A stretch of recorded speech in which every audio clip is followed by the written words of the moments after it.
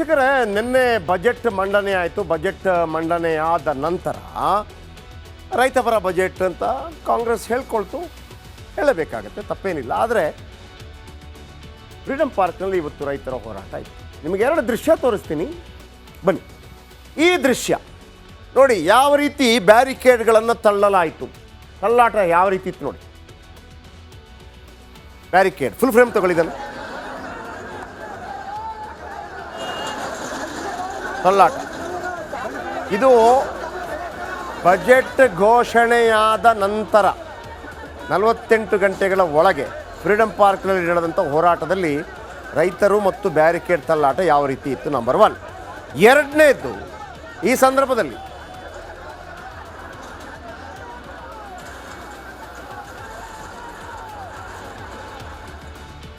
ಇದು ಒಂದಾಯ್ತಲ್ಲ.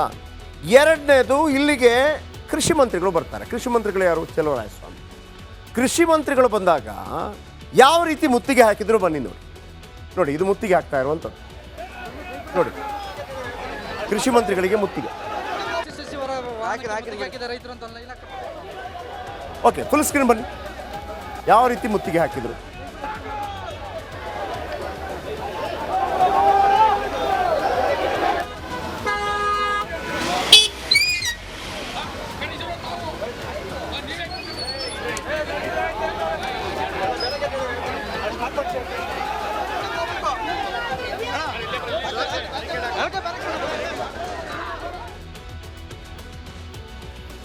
ಇದು ಕರ್ನಾಟಕದ ರಾಜಧಾನಿಯಲ್ಲಿ ನಡೆದಂತಹ ಹೋರಾಟ. ಇನ್ನು ದೆಹಲಿಗೆ ನಾನು ಹೋಗಿಲ್ಲ, ಇದನ್ನು ಮುಗಿಸ್ಬಿಡ್ತೀನಿ. ಅನ್ನದಾತ ಸುಖೀ ಭವ ಅಂತಾರೆ, ಆದರೆ ಅದೇ ಅನ್ನದಾತ ಸಂಕಷ್ಟಕ್ಕೆ ಸಿಲುಕಿದ್ದಾನೆ. ನ್ಯಾಯಕ್ಕೆ ಆಗ್ರಹಿಸಿ ಕರ್ನಾಟಕದ ಬೇರೆ ಬೇರೆ ಭಾಗದ ರೈತ ರಾಜಧಾನಿಗೆ ಆಗಮಿಸಿದ್ದಾನೆ. ಆತನ ಕೂಗಿಗೆ ಸರ್ಕಾರವೇ ದಂಗಾಗಿ ಹೋಗಿದೆ. ಯಾಕೆ ಈ ಹೋರಾಟ? ಬನ್ನಿ, ಅದರ ಬಗೆಗಿನ ಕಂಪ್ಲೀಟ್ ರಿಪೋರ್ಟ್ ನಿಮ್ಮ ಮುಂದೆ.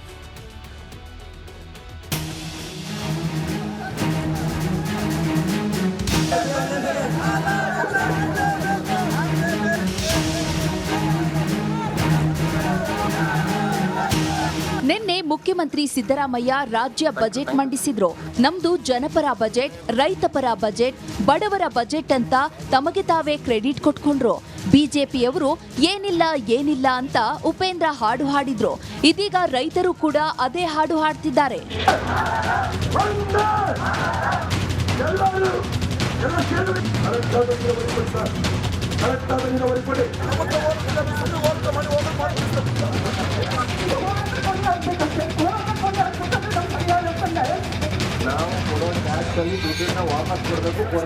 ಹೌದು, ಸಿಎಂ ಸಿದ್ದರಾಮಯ್ಯ ರೈತಪರ ಬಜೆಟ್ ಮಂಡಿಸಿಲ್ಲ ಎಂದು ಫ್ರೀಡಂ ಪಾರ್ಕ್ನಲ್ಲಿ ರೈತರು ಪ್ರತಿಭಟನೆಯನ್ನ ನಡೆಸಿದ್ರು. ರಾಜ್ಯ ರೈತ ಸಂಘಟನೆಗಳ ಒಕ್ಕೂಟದ ನೇತೃತ್ವದಲ್ಲಿ ಬಂದಂತಹ ಹೋರಾಟಗಾರರು ರಾಜ್ಯ ಸರ್ಕಾರದ ವಿರುದ್ಧ ಕಿಡಿಕಾರಿದ್ರು. ಸ್ಥಳಕ್ಕೆ ಬಂದ ಕೃಷಿ ಸಚಿವ ಚಲುವರಾಯಸ್ವಾಮಿಗೆ ಮುತ್ತಿಗೆ ಹಾಕಿದ್ರು. ರೈತರ ಕಷ್ಟಗಳನ್ನ ಸ್ವೀಕರಿಸ ಮಾಡಕ್ ಬಂದಿಲ್ಲ ಇವರು, ಬರೀ ಡ್ರಾಮಾಗಳು ಮಾಡೋದಕ್ಕೋಸ್ಕರ ಬಂದಿದ್ದಾರೆ ಇಲ್ಲಿಗೆ. ಇವತ್ತು ನಾಟಕ ಮಾಡ್ತಿದ್ದಾರೆ. ಇವತ್ತು ಅನೇಕ ಸಮಸ್ಯೆಗಳಿದಾವೆ. ಅನೇಕ ಸಮಸ್ಯೆಗಳನ್ನ ಹೇಳ್ಕೊಳಕ್ ಬಂದ್ರೆ ಅವ್ರನ್ನ ಹತ್ತಿಕ್ ಹೋಗ್ತಾರೆ ಅನ್ನೋದಾದ್ರೆ ಇವರು ಜನನಾಯಕರಾಗೋದಕ್ಕೆ ಯೋಗ್ಯತೆ ಇದೆ ಅನ್ನೋದನ್ನ ಅರ್ಥ ಮಾಡ್ಕೊಂಡು ನಾವು ಕೇಳ್ತಿರೋದು ಯುವಕರಿಗೆ ಏನ್ ಮಾಡಿದ್ರೆ, ರೈತರಿಗೆ ಏನ್ ಮಾಡಿದ್ರೆ ಅಂತ ಕೇಳಿದ್ವಿ ಸರ್. ನಾವು ನೆನ್ನೆ ಬಜೆಟ್ ಆಗಿರೋದು ಹೇಳ್ತಿದ್ರು ನಮಗೆ. ನೆನ್ನೆ ಬಜೆಟ್ ಆಗಿರೋದು ಅಷ್ಟು ತಿಳ್ಕೊಳ್ತಾರೆ. ಅಯೋಗ್ಯರ ಸರ್ ನಾವು? ಯೋಗ್ಯರು ಸರ್ ನಾವು? ಅಯೋಗ್ಯರಲ್ಲ. ಅಯೋಗ್ಯ ಸರ್ಕಾರದ ವಿರುದ್ಧ ನಮಗೆ ಪ್ರತಿಭಟನೆ ಮಾಡ್ತಾ ಇದ್ದೇವೆ. ಪ್ರತಿಭಟನಾ ಸ್ಥಳಕ್ಕೆ ಆಗಮಿಸಿದ ಕೃಷಿ ಸಚಿವ ಚಲುವರಾಯಸ್ವಾಮಿ ರೈತರ ಮನವಿಯನ್ನ ಸ್ವೀಕರಿಸಿ ಭರವಸೆಯನ್ನ ಕೊಟ್ರು. ಬಳಿಕ ರೈತರ ಆಕ್ರೋಶ ಹೀಗಿತ್ತು. ನಮ್ಗೇನ್ರಿ ಉತ್ತರ ಕೊಳ್ಳಾರ್ದಂಗ ಹೋದ್ರು ನಾವು ಹಸುವಿಂದ ನಾವು ಮಕ್ಕಳು ಮರಿ ದನ ಕರ ಎಲ್ಲ ಬಿಟ್ಟು ಬಂದಿದ್ದೀವ್ರಿ ನಾವು. ನಮ್ಗೇನ್ರಿ ಬೆಲೆ ಕೊಟ್ಟರು ಅವ್ರು? ನಮ್ಗೇನ್ ಮರ್ಯಾದಿಲ್ಲ. ನಮ್ಮಿಂದ ಸರ್ಕಾರ, ಅವ್ರಿಂದ ಸರ್ಕಾರ ಅಲ್ರಿ ಅದು. ಸಚಿವರು ಏನಂದ್ರಂತ ಏನಲ್ಲಿ ನೋಡ್ರಿ, ಅವ್ರು ನಮ್ಗೆ ಆಗಂಗಿಲ್ಲ ಅಂತ ಎದ್ದು ಹೋಗದ್ರಿ. ಅವ್ರು ಆಗೋದಿಲ್ಲ, ನಮಗ ಆಗೋದಿಲ್ಲ ಅಂತ ಎದ್ದು ಹೋದ್ರಿ. ಅವ್ರು ನಮ್ನ ಏನೋ ಮಾತಾಡಕ್ ಕೊಡ್ಲಿಲ್ರಿ. ಅವ್ರು ಸುಮ್ಮನೆ ಬಂದ್ರು ಹೋದ್ರು. ಅವ್ರು ಏನು ಒಳ್ಳೆ ಉತ್ತರ ಕೊಡ್ಲಿಲ್ರಿ. ಅವ್ರು ಪೊಲೀಸರಿಗೆ ನಮ್ನ ಹಿಡಿದು ಕೊಡಕ್ ನೋಡಿದ್ರಿ. ಅವ್ರು ನಮ್ಮನ್ನ ಬಂಧಿಸಿದ್ರಿ. ಅವ್ರು ನಾವು ಜೈಲ್ಗೆ ಹೋಗಕ್ಕೆ ರೆಡಿ. ನಮ್ಗೆ ನ್ಯಾಯ ಬೇಕ್ರಿ. ಒಂದ್ ಕಡೆ ಕೇಂದ್ರ ಸರ್ಕಾರದ ವಿರುದ್ಧ ಹೋರಾಟ ನಡೆಯುತ್ತಿದೆ, ಈ ಕಡೆ ರಾಜ್ಯ ಸರ್ಕಾರದ ವಿರುದ್ಧ ರೈತರು ಸಿಡಿದೆದ್ದಿದ್ದಾರೆ. ಇದು ಬೆಂಗಳೂರಿನಲ್ಲಿ ನಡೆದಂಥ ರೈತ ಹೋರಾಟ. ದೆಹಲಿಯಲ್ಲಿದೆ, ಅದನ್ನು ಆಮೇಲೆ ಹೇಳ್ತೀನಿ. ಹಾಗಿದ್ರೆ ಕರ್ನಾಟಕದಲ್ಲಿ ಈ ಹೋರಾಟ ಆಯ್ತಲ್ಲ, ಏನು ಡಿಮಾಂಡ್ ಇವ್ರದ್ದು? ಡಿಮಾಂಡ್ ಏನು? ಡಿಮಾಂಡ್ ನಂಬರ್ 1, ಕೃಷಿ ಸಾಲ ಸಂಪೂರ್ಣ ಮನ್ನಾ ಮಾಡಬೇಕು ಅಂತೇಳಿ ಕೇಳ್ಕೊತಾ ಇದ್ದಾರೆ. ಕೃಷಿ ಸಾಲ ಸಂಪೂರ್ಣ ಮನ್ನಾ ಮಾಡಬೇಕು. ಈಗ ಕುಮಾರಸ್ವಾಮಿ ಅವಧಿಯಲ್ಲಿ ಭಾಳ ದೊಡ್ಡ ಮೊತ್ತದ ಸಾಲ ಮನ್ನಾ ಆಯಿತು. ಅದಾದ ನಂತರ ಇದನ್ನು ಮಾಡ್ತಾ ಇದ್ದಾರೆ. ಇವರ ಡಿಮಾಂಡ್ ನಂಬರ್ 2, ಕೃಷಿ ಉತ್ಪನ್ನಗಳಿಗೆ ಕನಿಷ್ಠ ಬೆಂಬಲ ಬೆಲೆಯನ್ನು ನೀಡಬೇಕು. ಕನಿಷ್ಠ ಬೆಂಬಲ ಬೆಲೆ, ಮಿನಿಮಮ್ ಸಪೋರ್ಟ್ ಪ್ರೈಸ್. ಅಲ್ಲೂ ಕೂಡ ಕೇಂದ್ರದಲ್ಲೂ ಕೂಡ ಅದೇ ಹೋರಾಟ ಆಗ್ತಿರೋದು.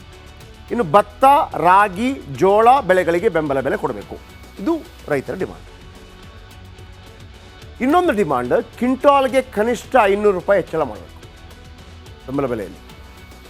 ಆಮೇಲೆ ಪ್ರತಿ ಟನ್ ಕಬ್ಬು ಬೆಳೆಗೆ 4,000 ನಿಗದಿ ಮಾಡಿ, ಫಿಕ್ಸ್ ಮಾಡಿ. ಈಗ 2,000 ಆ ಕಡೆ ಈ ಕಡೆ ಏನೋ ಇದೆ. ಇನ್ನು ಮಹದಾಯಿ ಯೋಜನೆ ಅನುಷ್ಠಾನ ಮಾಡಬೇಕು. 60 ವರ್ಷ ಮೇಲ್ಪಟ್ಟ ರೈತರಿಗೆ ಪಿಂಚಣಿ ಜಾರಿ ಮಾಡಬೇಕು.